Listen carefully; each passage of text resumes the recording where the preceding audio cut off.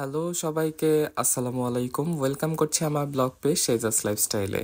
অনেকদিন ধরে কোনো ধরনের রেসিপি ভিডিও করা হয় না, তো আজকে চলো তোমাদের সাথে একদম অল্প সময়ের ভিতরে কিভাবে এত সুন্দর একটা পুডিং বানাতে পারবে সেটারই একটা রেসিপি শেয়ার করি।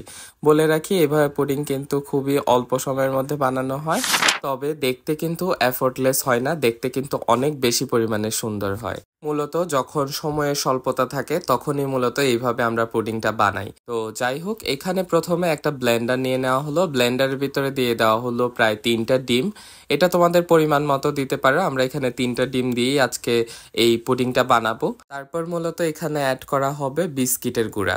তোমরা এখানে যে কোনো ফ্লেভারের বিস্কিটের গুঁড়া দিতে পারো, তবে হলো এলাচি ফ্লেভারের যদি বিস্কিটের গুঁড়া হয় সেটা মূলত খেতে বেশি ভালো লাগে। অথবা এখানে তোমরা চাইলে ব্রেডও ইউজ করতে পারো। ব্রেড পুডিং তো তোমরা অনেকেই খেয়েছো, সেটার একটা রেসিপি হয়তোবা তোমাদের সাথে আমি চাঁদ রাতে শেয়ার করতে পারবো। তারপর মূলত এখানে অ্যাড করে দেওয়া হলো জাল দেওয়া লিকুইড দুধ, তারপর হলো পরিমাণ মতো চিনি আর হলো গুঁড়া দুধ।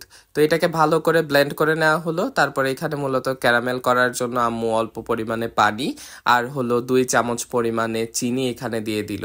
এটা মূলত ক্যারামেল হতে সাহায্য করবে। ক্যারামেলটা যখন একটু হালকা যখন ব্রাউন হয়ে আসবে তখনই কিন্তু এটা নামিয়ে নিতে হবে, নয়তো বা ক্যারামেল কিন্তু পুড়ে যাবে, তখন কিন্তু পুডিংটা খেতেও খুব তেতো লাগবে। তো যখন এই ক্যারামেলটা একটু শক্ত হয়ে আসলো তখন এখানে যে ব্লেন্ডারে যে মিশ্রণটা ছিল সেটাকে একটু ভালো করে ছেঁকে এখানে দেওয়া হলো। ছেঁকে দেওয়া হলো কারণ এখানে যেন কোনো ধরনের কোনো লাম্পস না থাকে আর পুডিংটাও খেতে যেন একদম মসৃণ হয়, এই কারণে মূলত এটাকে একটু ছেঁকে দেওয়া হলো।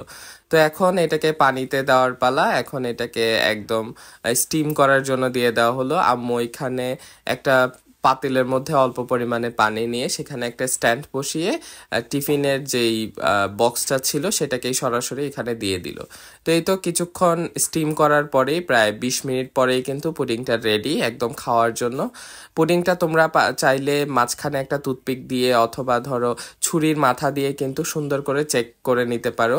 এটা যদি একদম ক্লিন হয়ে বের হয়ে আসে তাহলে তোমরা বুঝতে পারবে যে না, পুডিংটা রেডি খাওয়ার জন্য। আজকের পুডিংটা বলা যায় একদম জিরো এফোর্ট দিয়ে বানানো হয়েছে, কিন্তু দেখতে কিন্তু মাশাল্লাহ মনেই হচ্ছে না যে এটা এফোর্টলেসলি বানানো। দেখতে কিন্তু খুবই সুন্দর হয়েছে আর খেতেও মাশাল্লাহ অনেক বেশি মজা হয়েছিল। চিনির ব্যালেন্স তারপরে হলো সবকিছুর ব্যালেন্স খুবই সুন্দর হয়েছিল আর ভেতরটাও খুব বেশি পরিমাণে সফট ছিল। তোমরাই দেখো উপরে যে ক্যারামেলটা ছিল সেটা কি পরিমাণে সুন্দর লাগছে কিন্তু দেখতে। আর এটা যেহেতু রোদে ভিডিও করছিলাম, ক্যারামেলটা দেখতে একদম লাল সূর্যের মতো লাগছিল আমার কাছে। তোমরাও চাইলে এইভাবে সেম প্রসেসে কিন্তু ব্রেড দিয়েও পুডিং বানাতে পারো। ব্রেড দিয়ে পুডিং বানালে সেটার হাইট কিন্তু অনেক সুন্দর হয়, অনেকটা বেশি পরিমাণে হাইটও হয় আর খেতেও কিন্তু ভালোই লাগে। আমাদের বাসায় মূলত প্রতি চাঁদ রাতে আমার বোন ব্রেড দিয়ে পুডিং বানায়। এবার যদি চাঁদ রাতে কোনো পুডিং বানানো হয় অবশ্যই আমি তোমাদের সাথে সেই ভিডিওটা শেয়ার করার চেষ্টা করব। তো আজকের ভিডিওটা কেমন লাগলো অবশ্যই আমার কমেন্ট বক্সে জানাতে ভুলো না। আর আমার ভিডিওটা যদি ভালো লেগে থাকে অবশ্যই আমার পেজটা একটু ফলো করে দিও। আর তোমরা যদি ইউটিউব চ্যানেল থেকে দেখে থাকো অবশ্যই আমার চ্যানেলটা একটু সাবস্ক্রাইব করে দিও। তো তোমাদের সবার সাথে দেখা হচ্ছে আমার পরবর্তী কোনো ভিডিওতে। সেই অবধি সবাই ভালো থেকো। সবাইকে ঈদ মোবারক, অগ্রিম। আল্লাহ হাফেজ।